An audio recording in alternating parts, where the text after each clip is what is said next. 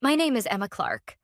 I'm 34 years old, and on Monday morning at exactly 8:12, I sat by the window of a quiet cafe, sipping black coffee, watching the building across the street begin to choke on its own arrogance. That building, sleek glass, towering with logos and pride, was home to Garrison Systems, the tech company I had devoted 6 years of my life to. Until last Friday, when I said no to unpaid overtime for the third time in 1 month. Let me take you back to where it started. When I joined Garrison Systems, they were a small but ambitious cybersecurity firm with one mission: protect the world's data. I was the second engineer hired onto their infrastructure team. Back then, we were scrappy, collaborative, and actually human. We celebrated launches with pizza and late-night laughs, and we supported each other during crunches. I built the first version of their adaptive firewall, nicknamed Pulse, from scratch in my tiny apartment using 2 monitors, a cat named Murphy, and a lot of caffeine. I never missed a deployment window. I was the go-to person when something broke at 3 a.m. My documentation became the gold standard. My code was stable. But most of all, I cared. I wasn't just working for a paycheck. I was building something real, something that mattered. But like many good things, it didn't last. 2 years ago, we were acquired by a larger firm. On paper, the deal was a strategic alignment. In reality, it was a slow, suffocating unraveling of everything we'd built. HR started using phrases like performance elasticity and revenue efficiency. Our new CEO, Todd Harris, didn't come from tech. He came from finance. Tech is just numbers with extra steps, he once said in a quarterly meeting. That should have been a red flag. It got worse when they hired Dana Wells as our new department head. Dana was polished, MBA, early 40s, spoke in buzzwords and timelines, knew how to look impressive in a meeting, but didn't know the first thing about system load balancing, let alone Pulse. At first, I gave her the benefit of the doubt. Maybe she'd learn. Maybe she'd trust us to do the technical heavy lifting. But I was wrong. Need you to run a full system audit by Monday, she said casually one Friday afternoon, tapping on her tablet like she was ordering coffee. That's a 20-hour job minimum, I replied, trying to stay polite. I can schedule it for next week and loop in DevSec. Weekend work builds character, Emma. We need more people willing to go the extra mile. Not everyone is cut out for leadership. I said no. It wasn't a dramatic no. It wasn't angry. Just calm. Clear. I'm not available to work unpaid weekends. My contract outlines a standard work week. If you'd like to scope the audit for Monday, I'll need overtime approval. Her eyes flickered. I could see the gears turning, calculating cost, risk, leverage. She said nothing at first, just tapped harder on her tablet. That night, I received 3 emails from Dana, one assigning me the audit anyway, one reiterating team expectations, and one marked high importance. Failure to demonstrate flexibility may impact performance reviews, I responded, respectfully declining again, and copied HR. I attached a copy of my contract. The silence after that was deafening. On Monday, nothing happened. On Tuesday, she removed me from a client project I'd led for 2 years. On Wednesday, I was excluded from the infrastructure roadmap planning session. And on Thursday, the HR calendar invite came. 1:30 p.m. Emma Clark, performance discussion. I knew what was coming. The meeting lasted 4 minutes.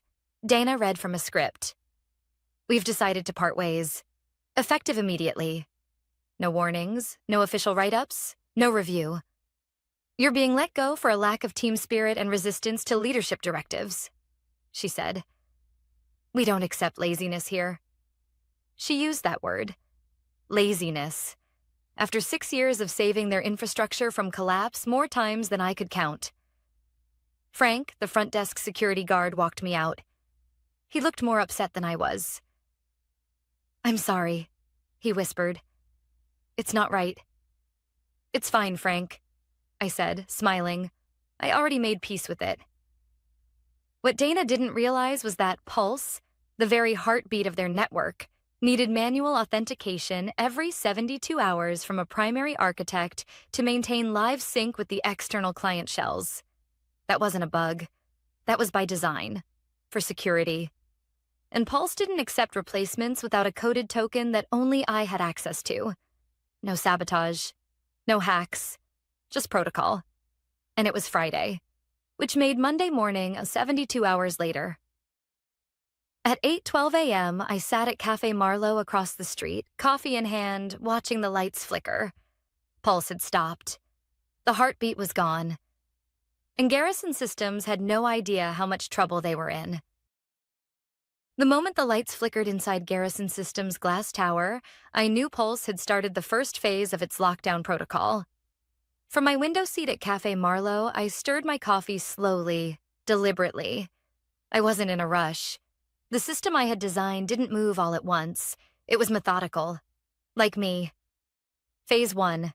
Isolate the external shell from third-party connections to prevent data breaches. Phase 2. Freeze access to system logs and code repositories. Phase 3. Shut down client-facing operations, one node at a time. It was designed as a security measure to protect client data from accidental corruption or malicious insiders. The system didn't crash. It protected itself. And unless the original architect authenticated the renewal token within the 72-hour window, everything locked, which, as of 8 a.m. today, had officially expired. Across the street, I saw the first signs of panic. Someone in a suit sprinted past the front desk toward the elevators. 2 others appeared in the lobby, phones pressed to their ears, faces pale. At 8:15 a.m., the Garrison Systems website went down. Client dashboards followed within minutes. I didn't gloat. I didn't even smile. But I won't lie. There was a quiet satisfaction in watching a company that had labeled me lazy scramble over its own negligence. I hadn't done anything wrong. That was important to me. Before I left on Friday, I had submitted all required documentation to IT compliance, just like I'd always done. I logged Pulse's 72-hour renewal requirements. I included detailed instructions on how to properly rotate the security token, something I'd offered to teach multiple times. Each offer had been ignored. "We're too busy," they said.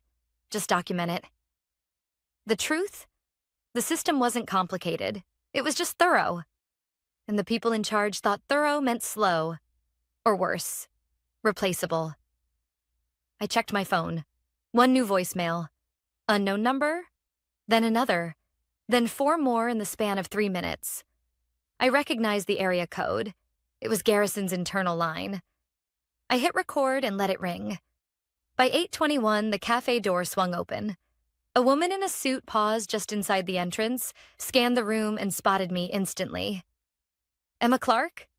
she asked, approaching cautiously. I nodded. "I'm Lauren Cho, Director of Risk and Compliance." Her tone was clipped, formal. "We're experiencing an urgent systems malfunction. Are you aware of it?" I took a sip of my coffee. "I designed Pulse," I said. "So, yes, I'm aware." She took a seat without being invited, breath sharp. "We need you to come in immediately." I raised an eyebrow. "I'm no longer employed by Garrison. That was made very clear." "I understand that, but we're in a crisis. We're prepared to discuss terms." There it was. I slid a printed envelope across the table, something I had brought just in case. Inside was a short 1-page agreement. Consulting engagement. $450 per hour. 4-hour minimum. No admission of wrongdoing. Remote work only. Lauren blinked. "Is this a joke?" "No," I said, calm. "It's industry standard, especially in emergency mitigation situations." She didn't argue. She stood up. "I'll have legal review it. Expect a call within the hour." At 8:42, I received a text from an unfamiliar number. A single line. "Meridian Global reporting full outage." Status? Meridian was Garrison's largest client. Millions of dollars in enterprise contracts. I knew their dashboard like the back of my hand. At 8:53, Garrison's stock ticker dipped by 4%. The silence in the cafe was oddly comforting. A couple read newspapers in the corner. A barista quietly wiped down counters. Life moved on, even as a corporate empire unraveled across the street. I remembered Dana's voice from Friday. "We don't accept laziness here." What she didn't realize was that I had worked every unpaid weekend for almost a year before I finally started saying no. I'd said yes when my mother had surgery and I couldn't be there. I said yes when my ex moved out and left me with a mess of a lease and a bruised heart. I said yes when my cat Murphy was dying and I should have been home, not debugging servers at 11 p.m. But saying yes had only earned me more expectations. Not respect, not protection, just more demands. The first time I said no, I was called difficult. The second time, uncooperative. By the third, I was fired. I finished my coffee and ordered another, black, no sugar. At 9:07, I received a call from legal. They'd agreed to the contract. By 9:12, I was logged into Pulse from my laptop, connected through a secured VPN. The system recognized me immediately. Primary architect recognized. Proceed with recovery? Yes. I tapped a few keys and the system began reversing the lockdown, step by step, in the exact order I had designed it. No shortcuts, no magic tricks, just understanding. By 9:28, dashboards flickered back online. Internal logs synced. Client portals stopped returning error messages. Meridian servers reconnected. Lauren sent a text. "Are we stable?" "For now," I replied. "If you'd like it to stay that way, we should talk about system training and knowledge transfer. Properly this time." There was no reply. But across the street, I saw Dana, standing in the lobby, her phone pressed to her ear, her eyes wide with confusion and maybe fear. The heartbeat was back. But I had just begun to reclaim mine. By 9:45 a.m., Garrison Systems was back online. Barely. Client services had stopped spiraling. Support tickets were slowing. And Meridian Global, their most high-profile client, had just sent a 2-word email. "Thank you." I sat there, still in Cafe Marlowe, fingers hovering above my keyboard. My second coffee sat half-finished. Across the street, through the reflective glass of Garrison's 10th floor executive floor, I saw the shadows of suits pacing back and forth. They had their system back. But the control? That was a different story. I logged off my secure session and disconnected the VPN. 4 hours, $1,800 earned, and I had every right to invoice it. Legally, ethically, professionally. But I didn't move from my seat. Because this wasn't over. My inbox pinged. Subject line: Urgent, Pulse System Access Protocol. From Dana Wells. The same Dana who had looked me in the eye 3 days earlier and told me I wasn't committed. Who dismissed my concerns as whining. Who said I lacked team mentality. And now, here she was. Not apologizing, not explaining. Just requesting access to the one thing she had already tried to erase me from. I opened the email. "Emma, we urgently need the complete documentation and access credentials for Pulse in order to avoid future issues. As you're no longer part of the team, please hand off all remaining proprietary knowledge so we can continue operations uninterrupted. Regards, Dana Wells, Director of Engineering." No greeting. No thank you. No acknowledgement that, without me, their entire infrastructure would still be offline. I didn't reply. Instead, I called my attorney, Carla Bennett, a longtime friend and a sharp litigator who never sugarcoated anything. "You did everything by the book," she said after I laid it all out. "If they want ongoing access to your designs or expertise, they pay for it. Period. You were terminated without cause. They lost the right to demand anything." "What about the documentation I already submitted to IT before I left?" "You gave them what was required. If they didn't read it, that's their problem. You're not their babysitter." Carla paused. "But be careful, Emma. The higher the stakes, the more likely they'll try to spin the narrative. They may already be preparing for damage control." She was right. By noon, LinkedIn buzzed with rumors. Temporary system outage at Garrison. Routine maintenance delay. Client dashboards unavailable for scheduled updates. Scheduled updates? That was their story? They were trying to whitewash the whole incident, erase what had actually happened, and pretend nothing went wrong. Except, people were talking. A junior developer messaged me anonymously. Emma, they're saying it was a glitch, that it had nothing to do with Pulse. Everyone knows it's not true. Just wanted you to know people are on your side. That hit me harder than I expected, because I had spent so long thinking I was alone in this, that nobody saw how much I gave, how often I covered for others, how often I said yes, even when it hurt.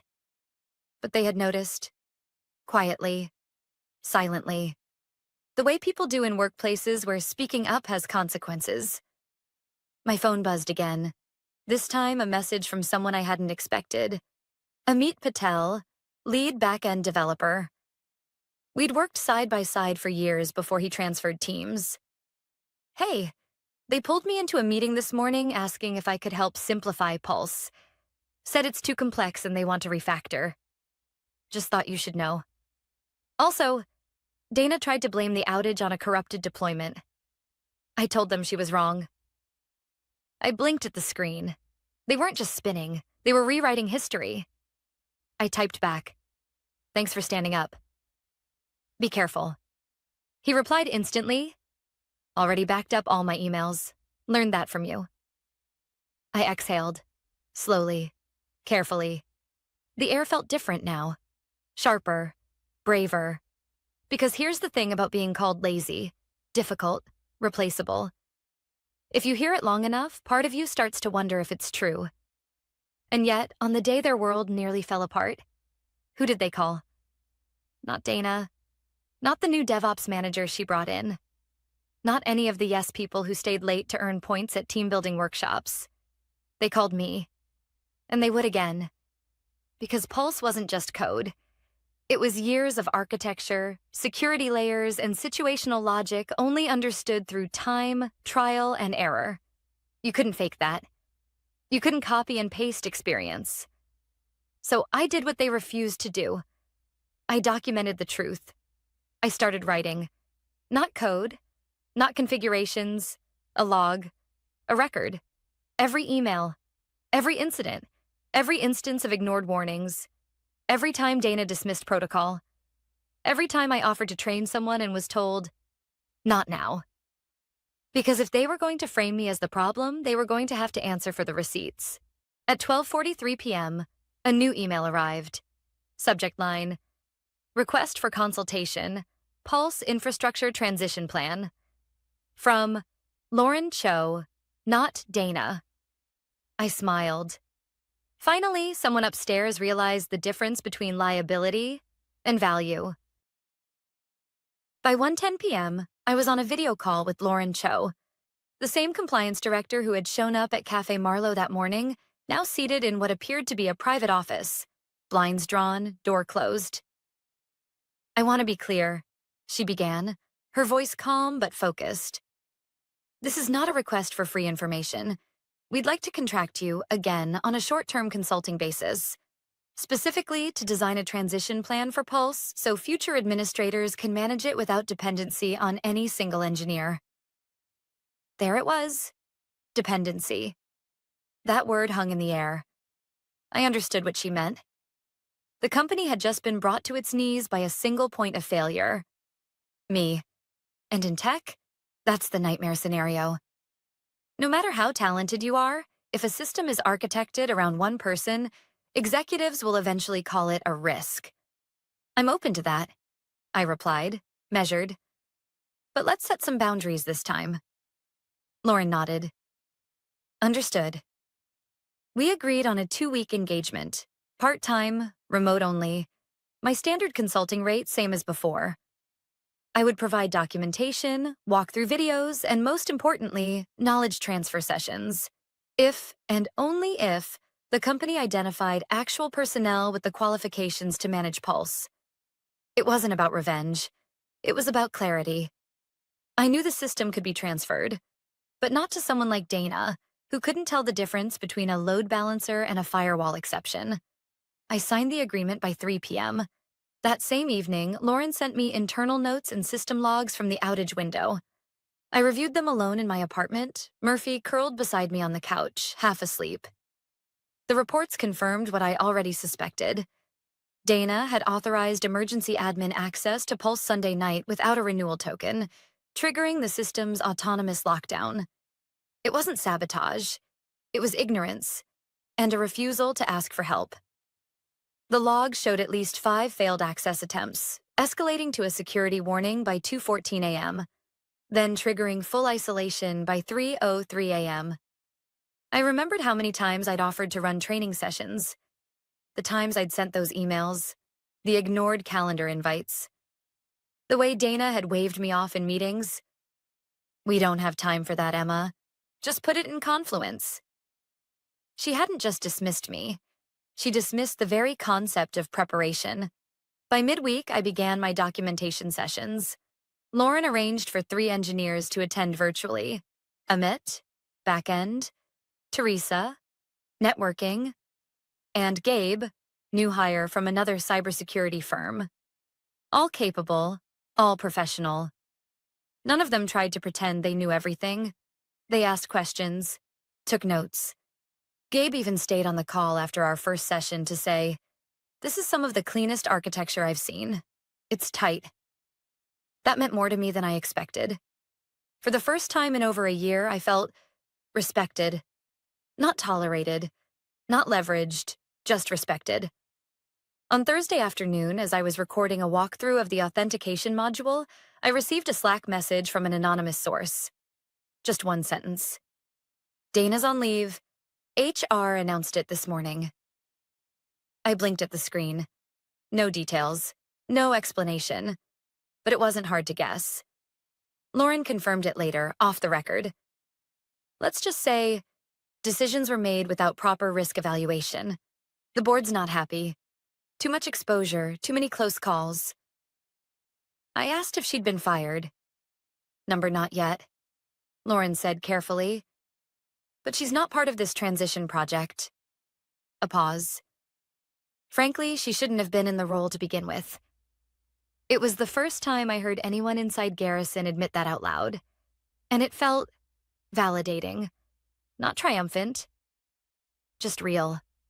Because the truth is, I hadn't wanted Dana to fail. I hadn't wanted anyone to fail. I just wanted to do good work, in a place where good work was valued. But somewhere along the way, productivity had replaced humanity.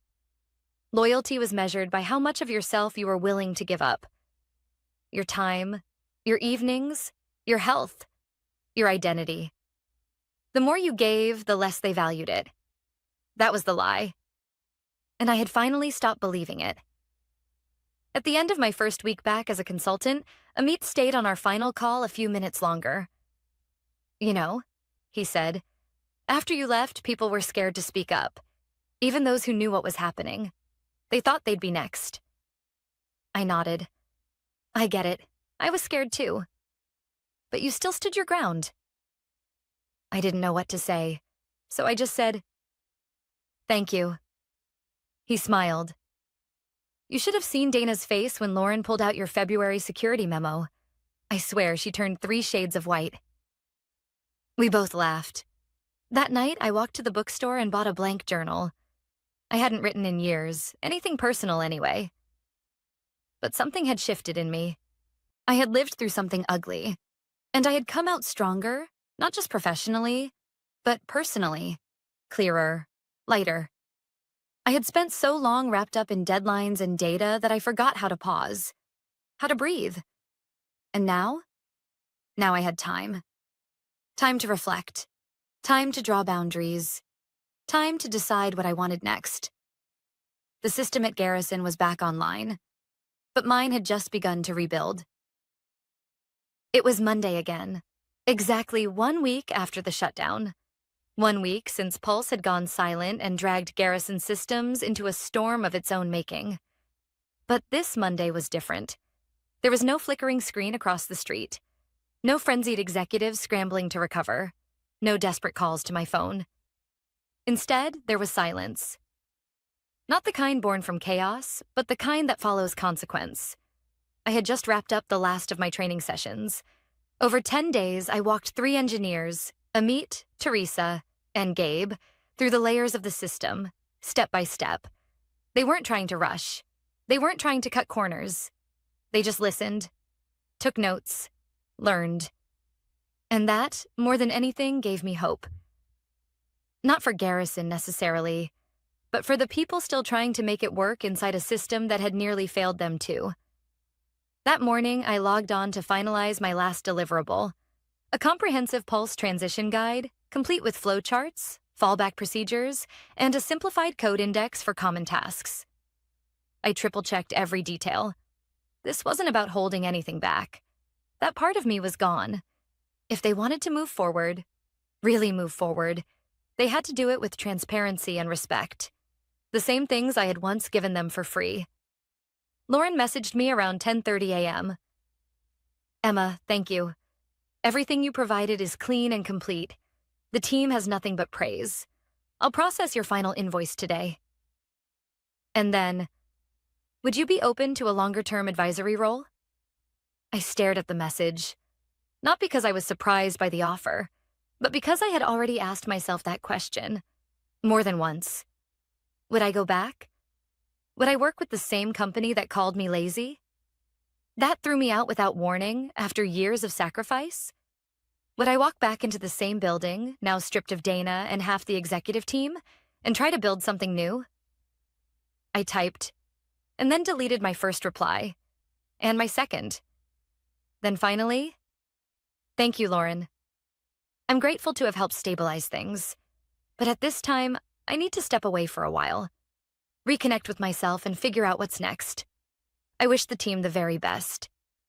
Her reply came quickly. Understood completely. Door is always open. Simple, respectful, no pressure. It was the kind of tone that had been missing for years. Later that afternoon, I took Murphy out on the balcony. He watched birds from the railing, content in the sun. I watched the city, slower now, softer. My phone buzzed in my pocket. A text from Amit.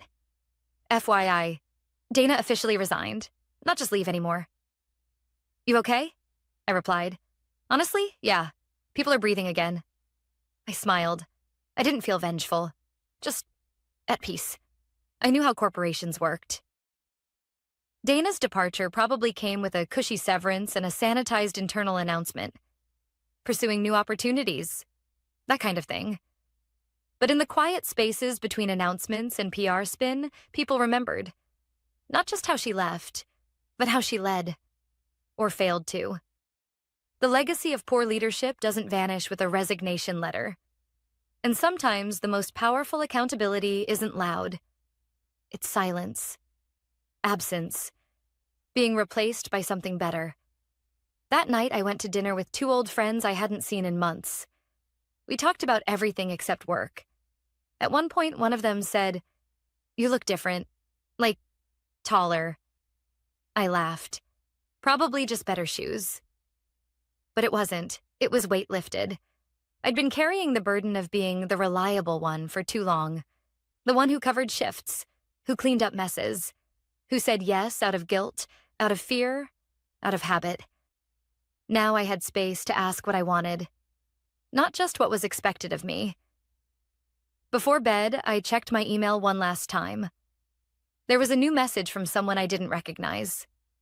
Subject: Saw your name mentioned. Are you open to new opportunities? It was a hiring manager from a mid-sized cybersecurity startup. Apparently, they'd been impressed by how I handled the Garrison situation. Someone on their board had ties to Meridian and heard the whole story, minus the corporate PR filter. I didn't reply right away. Not because I wasn't interested, but because, for the first time in years, I wasn't desperate to prove myself. I already had. And that changed everything. 2 weeks after my final day as a Garrison Systems consultant, I stood in front of a blank canvas. Literally. It had been years since I painted. I used to lose myself in color and texture. Before Murphy, before Garrison, before work crept into my weekends and then into my evenings and then into my identity. I dipped the brush slowly into a jar of deep blue acrylic, hesitant at first. Then, a long stroke across the center. It wasn't perfect, but it was mine. Behind me, a gentle purring reminded me I wasn't alone. Murphy sat by the window, watching the leaves shift in the summer breeze. For the first time in a long time, I wasn't racing to meet someone else's deadline. No urgent pings, no late-night server patches, just a stretch of quiet. The recruiter I'd heard from earlier, Janelle, followed up twice. She was polite, never pushy. The startup she represented had a reputation for balance, clear boundaries, and actual human culture. Still, I didn't respond right away. I needed to know that whatever I chose next, it wasn't coming from fear, or ego, or obligation. It had to be from choice. That was the difference now. I wasn't trying to be indispensable. I wasn't trying to prove my worth. I was just living it. That Monday, I received an email that caught me off guard. It was from Teresa, one of the engineers I'd trained at Garrison. Subject: update, and something you should know. Hey, Emma, I wanted to thank you again for everything. Your documentation was gold. Seriously, I don't know how you managed to organize it so clearly, but it saved us more times than I can count already. Also, you should know, Lauren introduced a new internal policy last week. They're calling it the Pulse Protocol. It basically prevents any system from being owned, managed, or designed by just one person without documented backups and shared ownership. It's based almost entirely on your recommendations. She even gave you credit. Publicly, you changed more than you think. Teresa, I read the message twice. The Pulse Protocol. They could have buried it, changed the name, pretended it was theirs all along. But instead, they used my work to build a safeguard. Not just for infrastructure, but for people like me. People who give too much and are told it's never enough. I never got that kind of credit when I was working there full-time. But now, it didn't feel like vengeance. It felt like something bigger than that. It felt like legacy. A few days later, I met Janelle, the recruiter, for coffee. Not an interview, just a conversation. She turned out to be smart, funny, and refreshingly blunt. We've got too many burned-out engineers who think martyrdom is normal, she said, stirring oat milk into her drink. We're trying to build something different. I told her about what happened at Garrison, most of it anyway. She didn't flinch. She just nodded. I hear stories like yours all the time, she said, but rarely with that kind of ending. What kind of ending? I asked. The kind where someone doesn't let it break them. I left the cafe without giving her an answer, but I smiled the whole walk home. The following week, I said yes to a part-time advisory role with her firm. Not a full-time job, not a 70-hour grind. Just thoughtful, project-based consulting that respected my time and expertise. I set my own hours, I worked remotely, and they actually paid for training sessions. By the third month, I had started my own LLC, a consultancy focused on ethical systems architecture, documentation standards, and sustainable tech culture. I named it Third Hour Technologies, a private nod to the 72-hour pulse window that changed everything. Clients began coming in slowly at first, then more steadily. Not because I marketed myself aggressively, but because I built quietly, carefully and truthfully. Word spread, especially among mid-sized companies who didn't want to end up like Garrison. Every time I got on a call with a new team, I started with the same line. Let's build it the right way, so it doesn't fall apart when one person finally says no. Because if there was one thing I learned through all of it, it was this. The first time you say no, you'll be called difficult. The second time, you'll be called replaceable. But the third time, if you do it right, you'll be called necessary. And that's the kind of change that lasts. As for Garrison Systems, I hear they're doing fine. Lauren was promoted to COO. Amit now leads the infrastructure team. Teresa's mentoring junior engineers. And Dana? Last I heard, she'd taken a consulting role at a finance firm in Chicago. Let them have their tidy ending. I got the better one. The real one. And every morning when I sip my coffee beside Murphy, surrounded by unfinished paintings and open windows, I'm reminded of the moment it all shifted. Monday morning, 8:12 a.m., when Pulse went quiet, and I finally heard myself again. They say some deaths are silent. Mine happened at 2:17 p.m. on a Thursday. No warning, no heads up. Just a calendar invite titled Quick Sync and a room that smelled like Betrayal wearing cologne. He walked in like he owned the oxygen, because technically now he did. Colin Whitmore, freshly minted MBA, legacy bloodline, jawline you could hang a towel on, and a chip on his shoulder big enough to qualify as carry-on luggage. He sat at the head of the table like it had been waiting for him his whole life. Leaned back in his navy blazer, no tie, no notes, just arrogance served cold. "Let's not waste time," he said, sipping some neon green energy drink like it was a birthright. "I've reviewed the org chart. There's a lot of legacy fat here, redundancy, people who've been here too long doing too little." Then he turned to me. "I'm sorry, Rachel, but strategic vendor relations is a function we'll be sunsetting." Sunsetting. Like I was a beach photo on Instagram. I didn't speak, didn't flinch, just stared at the dot on his expensive Italian loafers, wondering how many people he'd step on before breakfast. He didn't know, or care, that I'd been with the company for 14 years, that I built our vendor network from napkins and red-eye flights, that I'd negotiated our freight contracts during a pandemic while my mother was dying in ICU. He wasn't there for the floods, the shortages, the fire in Sector B that almost wiped our West Coast fulfillment. But I was. I was the one who rerouted everything in under 48 hours. The one who stayed on the phone until my voice gave out. The one who turned a third-tier shipping firm into our lifeline. Colin didn't know any of that. All he knew was that his dad had stepped down for a sabbatical in Switzerland, and now he was streamlining operations. Translation: cutting out the people who made him uncomfortable because they remembered when he still had braces and called Excel confusing. I nodded. That was it. Didn't argue, didn't cry, didn't beg. He slid the folder across the table with a smile that said he thought this was a mercy kill. 6 months severance, he said. Generous, I think. You've been solid. Not great, not essential, just solid.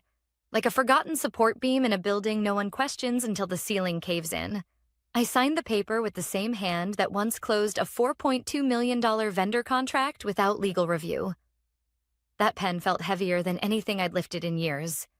I left the room with a smile painted over fire. Didn't look back. Walked past every desk and every intern who owed their training to my slides. Past the receptionist I'd bought lunch for last week when her card declined. Past the mural I commissioned from a local artist for our 5-year anniversary, now covered by a vision statement poster. I went home, poured wine, the good kind, the one I was saving for something big. Well, this was it.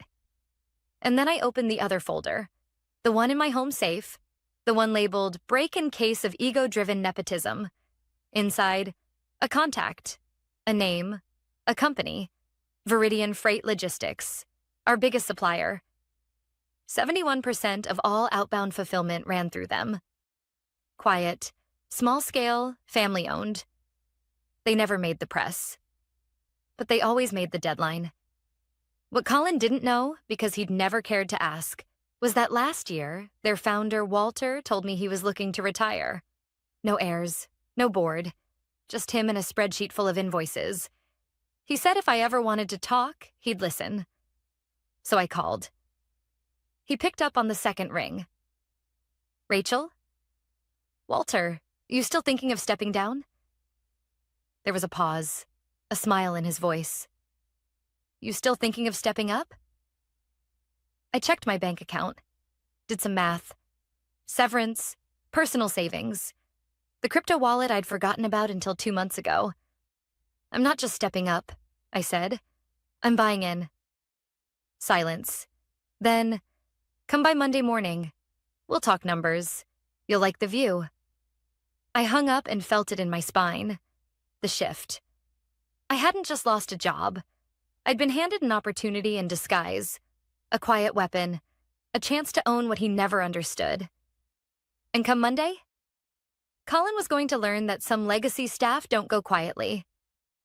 Sometimes they walk out the front door and come back through the freight entrance. I didn't sleep that weekend. Not because I was scared. Because I wasn't. I was restless, like I could feel something massive shifting beneath my feet. A tectonic plate of every gritted teeth meeting, every late-night negotiation, every ignored email where I warned exactly what would happen if they let idiots near the supply chain. Colin thought he'd erased me with a signature, but all he did was free my hands. By Sunday morning, I'd run the numbers 10 different ways. If I liquidated my dormant investment account, combined my severance, and cashed out a small inheritance I'd been sitting on, just enough to feel guilty about, but never enough to make real moves, I could cover the offer Walter had hinted at last year. 51%. Not a majority share in some tech startup or media agency. Majority ownership in Viridian Freight Logistics, the literal backbone of Colin's inherited empire. I drove 2 hours out to Walter's office Monday morning. No logos, no glass walls, no tech bros in Allbirds pacing with oat milk lattes. Just a squat building with rusted signage and a vending machine that hadn't worked since 2018. Walter met me in the parking lot. He was wearing a faded polo and khakis that had survived at least 2 decades of warehouse life. He looked exactly the same as he did the last time I saw him. Like a man who hated small talk and trusted paper more than people. "Still drink black coffee with 1 sugar?" he asked. "Only when I want to impress someone." He barked a laugh. "Then you're in luck. The Keurig died last month." We went inside. His office hadn't changed. File cabinets, shipping manifests, a dusty globe on the corner desk. He slid a folder toward me. "Here's the offer. Includes our asset list, debt, real estate holdings, client spread, all of it. You'll take over operations, but I'll stay on for 6 months to transition." I scanned the first few pages. My heart picked up. The numbers weren't just manageable. They were smart. Clean margins, predictable growth, a few aging trucks I could replace within a year. "Why me?" I asked, finally. He leaned back. "Because you're the only one who treated us like people, not leverage." That hit harder than I expected. He added, "Colin's people don't even know who we are.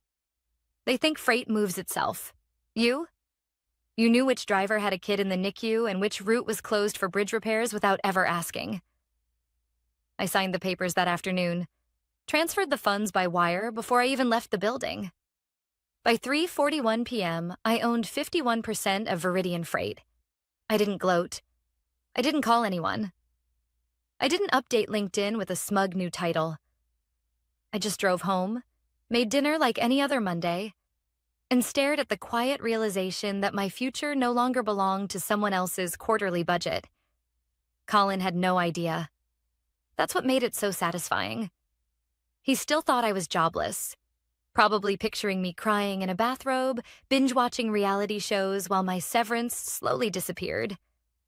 He hadn't even bothered to disable my email until Friday. Classic amateur move. The real win wasn't just ownership, it was positioning. Whitmore Corp., his newly streamlined empire, depended on Viridian for 71% of its outbound volume. That's everything from pharmaceuticals to home appliances. They'd built entire quarterly forecasts assuming we'd continue our long-term contract unchanged.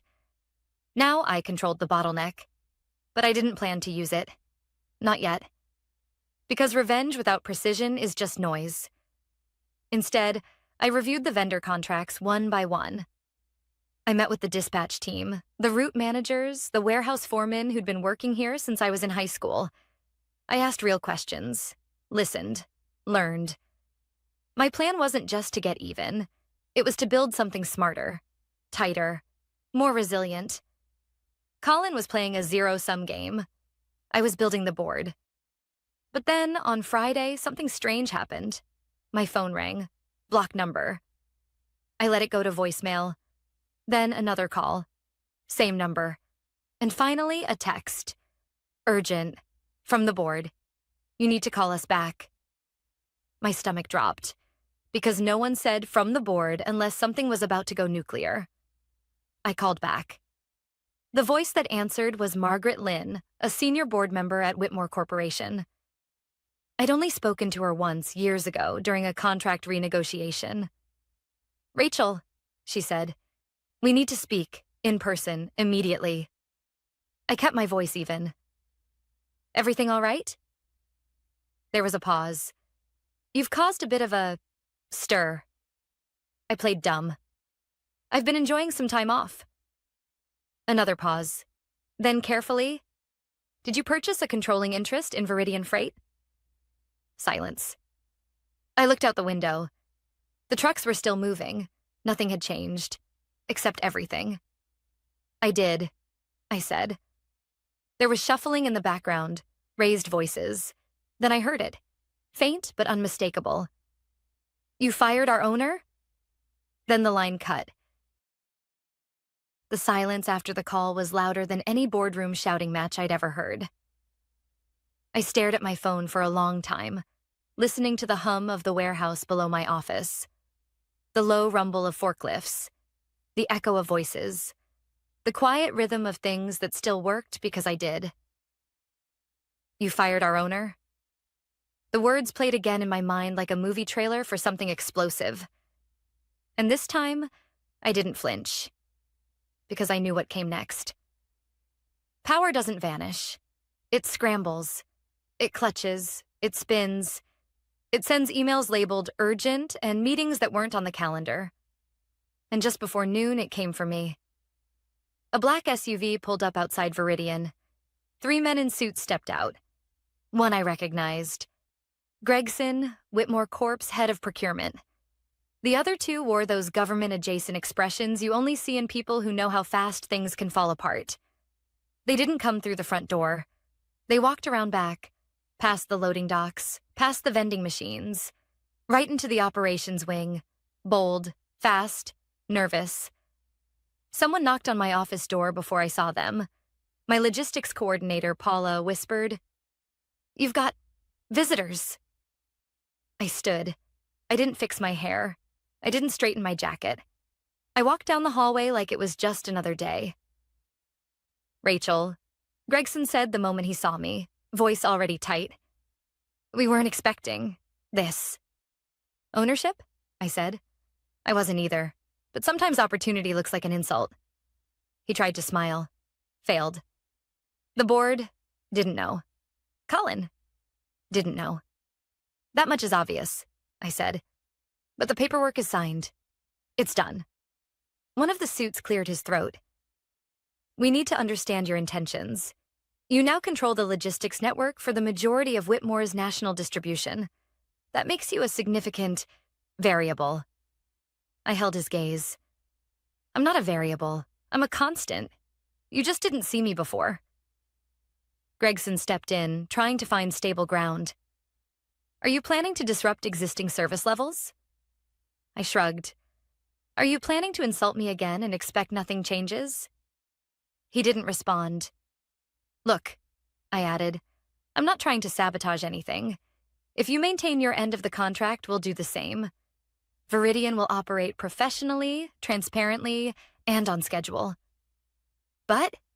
he asked, because there always is one. I didn't smile. "But there will be no shortcuts, no cost-cutting behind my back, no pivoting to cheaper vendors without notice while I carry the burden of your volume. I'm not your supplier now. I'm your partner, and you'll treat me like one." He looked at me like I'd changed languages, because in his world, partnerships were reserved for people with stock options and golf memberships, not for the woman who used to send emails marked high importance and get ignored.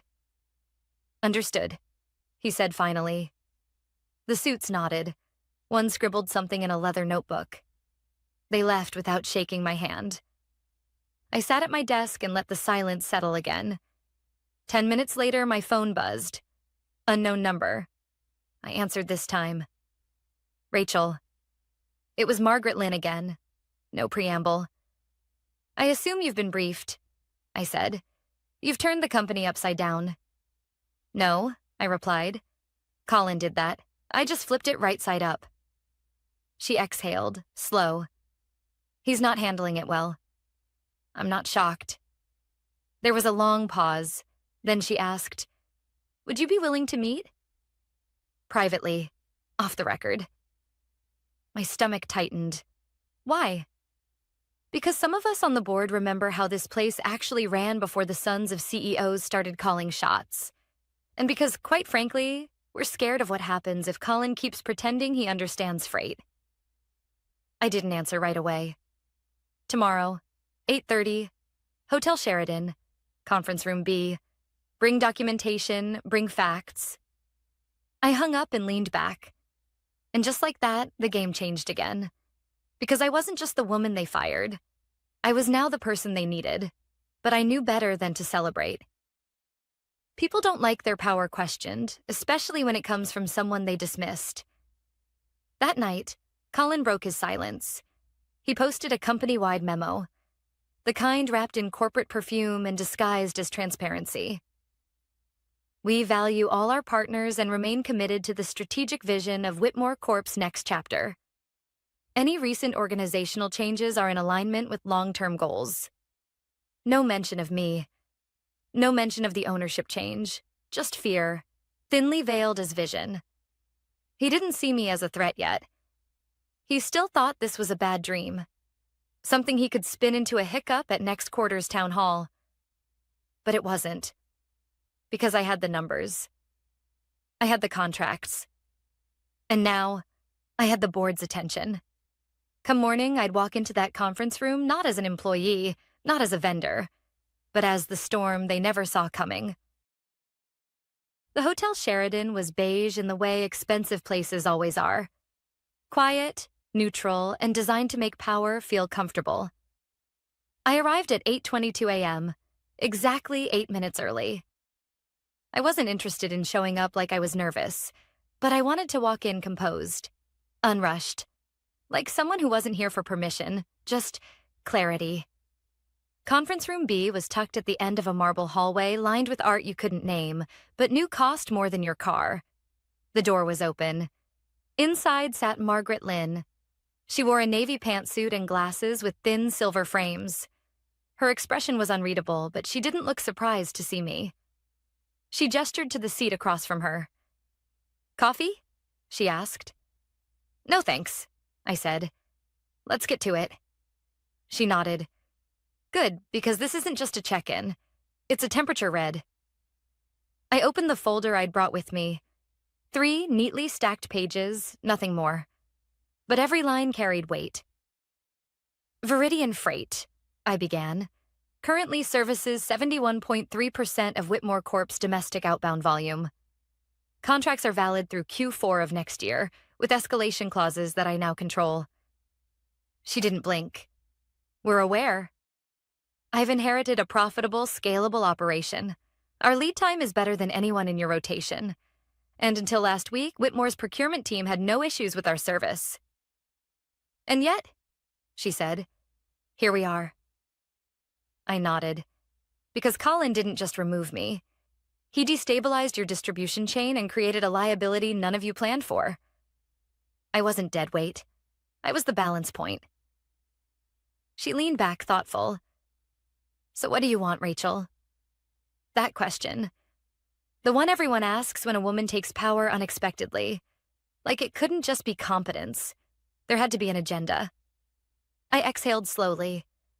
I want Whitmore to honor its existing terms. No interference. No sudden reassessments.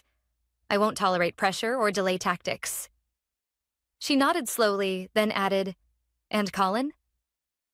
I met her eyes. He's your problem, not mine. A pause, the kind that hums with implications. He's already talking to legal, she said, claiming conflict of interest, speculating sabotage. That's not surprising, I said. But there's no case. Everything I've done is documented and legal.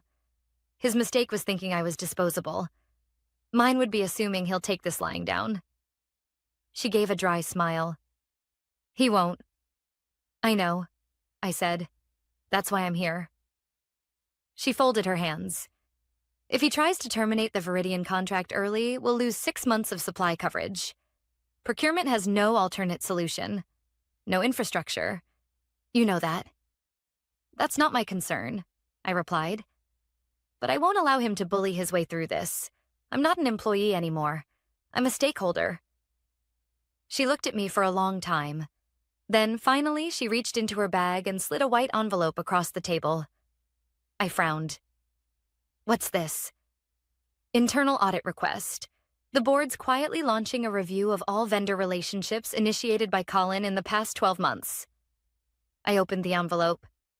There it was. 4 pages, stamped and initialed. The same kind of document that could end a career before HR ever got involved. You're going after him? I asked. She shrugged. We're protecting the company. If that means he goes down with it, so be it. I studied her for a moment. Margaret had always seemed like a background presence, but now I saw it clearly. She wasn't passive. She was surgical. Why tell me this? I asked. Because you're in this story whether you like it or not. You can help control the fallout, or become a casualty of it. I didn't answer. Not immediately. Because I knew the risk. Colin wouldn't go quietly. He had the name, the access, the paranoia. And people like that? They'd rather burn the ship than admit they were never steering. By noon, word had spread. My phone buzzed with messages. Former coworkers, vendors, even 2 junior analysts who used to shadow me asking if the rumors were true. But the one that mattered came at 12:47 p.m. from Colin Whitmore. Subject: cease and desist. Notice I opened it. Effective immediately, you are to halt all communication with current Whitmore Corp employees regarding internal operations, supplier arrangements, or matters related to proprietary information. It was laughable, and also calculated. He wanted me scared, cornered, but I didn't flinch. Instead, I replied with a single sentence. You should probably speak to your board before you dig this hole any deeper. And then I forwarded Margaret a copy. Later that evening, I got another email. Not from Colin, from legal. Subject: Whitmore Corp. v. Rachel Liu. Preliminary review. No body text, just the title. South. This was how he wanted to play it. Fine. He'd fired me thinking I was powerless. Now he was trying to sue the woman who controlled his supply chain. But there was one thing he didn't know. I had the receipts, and tomorrow I'd bring them. By sunrise, I was at the kitchen table with a cup of coffee I couldn't taste and 3 open laptops in front of me. The cease and desist was a warning shot. The lawsuit? That was war. Colin didn't want to win. He wanted to stall, tie me up in court, freeze Viridian's contract pipeline, scare other partners into backing off. If he couldn't stop me through control, he'd try fear. And I knew how that game was played, because I'd seen fear before. In vendors who were late on payments, in warehouse managers right before budget cuts, in employees being escorted out with boxes and questions no one would answer. But I wasn't afraid now. I was furious, so I got to work. By noon, I had compiled over 30 documents, time-stamped emails, screenshots, vendor logs, meeting notes from the last 18 months. Every single one showing that Viridian had operated fully above board, and that I, even as an employee, had made no moves toward ownership until after termination. The best part? The paper trail showed Colin had been reviewing vendor costs for months, and that he'd tried to initiate a transition away from Viridian without board approval, even while claiming publicly that contracts were stable. That wasn't just incompetence. That was liability. At 3:15 p.m., I walked into my attorney's office. Eliza Hart. Sharp, calm, and dangerous in heels. She'd handled 2 whistleblower cases and a high-profile breach of contract suit against a Fortune 100 company. All wins. She scanned the lawsuit, then the documents I handed her, one eyebrow slightly raised. He really tried it, huh? He thinks he's untouchable, I said. She smirked. Good. Arrogance makes my job easier. We spent 3 hours drafting a response, a mix of legal defense and quiet aggression. But the real weapon? A countersuit, defamation, malicious interference, contract disruption. And because he initiated legal proceedings first, I was now fully justified in submitting evidence that otherwise would have stayed buried. This won't just block him, Eliza said. It'll expose him. I nodded. Good. The board had tried to protect him quietly, let him fumble his way out with a severance and a soft press release. But now? Now he'd gone public. That night I received a calendar invite. Subject: emergency session, Whitmore Board of Directors. Time: tomorrow, 9 a.m. Location: Whitmore Tower, executive level. They didn't even bother to blind copy the invite list. 21 names, including Colin, and me. I slept 4 hours, woke up twice. The second time, I found myself staring at the ceiling, thinking of every moment I'd been dismissed, minimized, talked over, talked down to. And now they wanted me in the tower. Not through the back door, not in the freight wing, at the table. I arrived at 8:55 a.m. Sharp, no assistant, no fanfare. Just a black folder in hand and a purpose that felt like armor. The executive boardroom was cold, oversized, polished oak, glass walls. Colin sat 2 seats down from the head of the table, jaw tight, eyes dark. Margaret sat at the end. She didn't smile, just nodded toward the empty chair across from Colin. I sat. For a moment, no one spoke. Then the legal counsel cleared his throat. We're here to address the escalating conflict between Whitmore Corporation and Ms. Rachel Liu, particularly surrounding her recent acquisition of Viridian Freight and the resulting contractual tension. Colin jumped in. She blindsided us. She used her position to get insider knowledge and then undermined our procurement operation. I stayed silent. Let him talk. She coordinated with our supplier, after her termination, to disrupt operations. That's corporate sabotage, and we have the right to protect the company. Then Eliza spoke. Cool, calm. Actually, your son unilaterally terminated Ms. Liu without board consultation, thereby nullifying any ongoing insider status. The acquisition occurred weeks after separation, and we have records showing he had already been attempting to dissolve the Viridian contract prior to her involvement. She opened the black folder and slid copies down the table, one to every board member. Emails, memos, budget discussions, and a proposal draft dated before Rachel's departure. All signed by Colin, all without oversight. The board went quiet. One member, a man I didn't recognize, muttered, "This is bad." Colin tried to recover. Even if that's true, she's exploiting the company's dependency. It's unethical. I leaned forward for the first time. What's unethical is assuming I'd stay quiet. What's unethical is firing someone who built your supply chain from scratch and thinking that somehow ends the story. I didn't create your dependency. I protected it.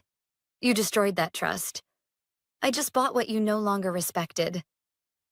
The room held its breath. Then Robert Whitmore, Colin's father, founder of the company, spoke for the first time. He'd joined by video call. His face appeared on the wall monitor, older than I remembered, but sharp. "Colin," he said, "you told me this was under control." Colin froze. "It's not," Robert said, "and it hasn't been for a while." Then he turned to the camera. "Rachel," he said, voice slow but firm. "What would it take for this to end without further damage?" I could have asked for anything in that moment, but I already knew the answer. There was a long silence after Robert Whitmore asked me what it would take to end this. I looked around the boardroom, the same room I used to walk past with my badge clipped to my belt and a vendor file under my arm. I used to wonder what decisions were made in there, what it would feel like to sit at that table. Now I knew. It didn't feel like power. It felt like damage control. I placed both hands on the polished oak and said clearly, I don't want a payout. I don't want silence money. And I don't want Colin in my inbox ever again. Murmurs across the table. I want a public, notarized statement from Whitmore Corp acknowledging the change in ownership at Viridian Freight, affirming our partnership and confirming that no legal action will be pursued against me or Viridian moving forward. Robert nodded once. And, I continued, I want Colin's resignation. Effective immediately. No vague titles, no consultant roles. I want his access revoked and his name removed from any strategic procurement decisions. Colin sat up, red-faced. You're joking. No, I said calmly. You gambled with other people's jobs.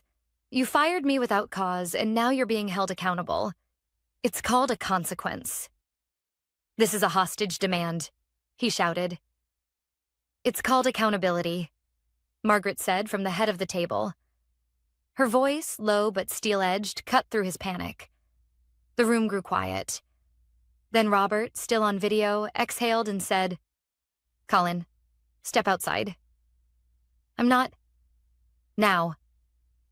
Colin stood, visibly shaking, and walked out the door without another word.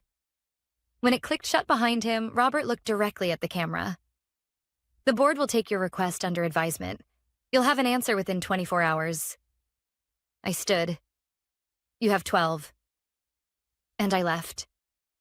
I didn't say goodbye. That night, I didn't open wine.